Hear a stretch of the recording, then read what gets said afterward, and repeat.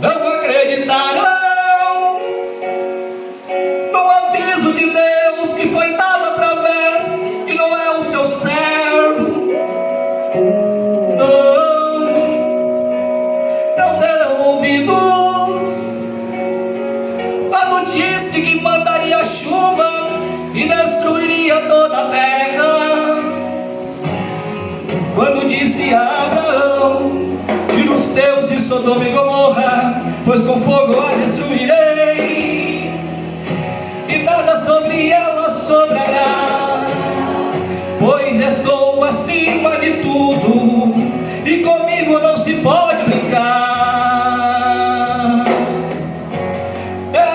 Deus está falando e ninguém quer escutar. Estamos pregando e dizendo que o fim se aproxima, mas estão virando as costas. As montanhas estão desabando e as casas arrastando, famílias sendo separadas pela dor da morte, que é muito soterrão, levando os sonhos, levando alegria, levando os projetos. Deus mais uma vez está falando através da natureza. Está acontecendo quase a mesma história. Os rios se transbordam, as ruas se alagam e as vidas vão embora.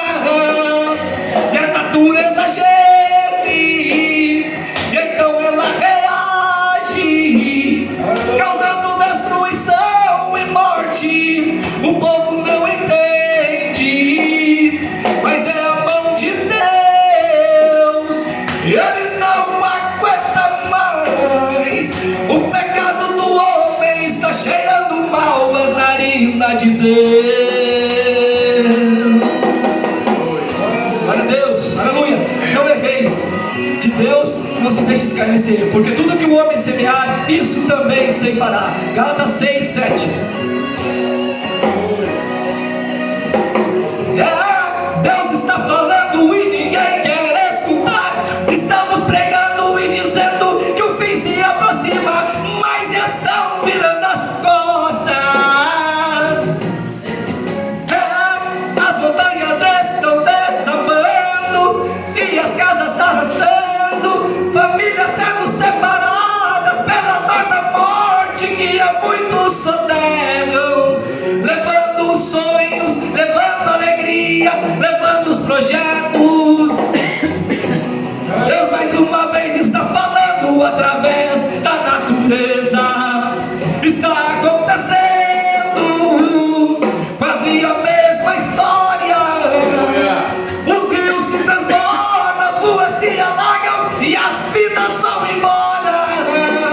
E a natureza geme, então ela reage, causando destruição e morte. O povo não entende, mas é a mão de Deus, ele não aguenta mais.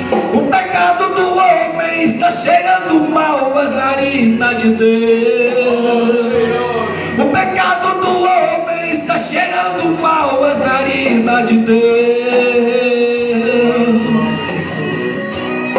Glória a Deus, aleluia.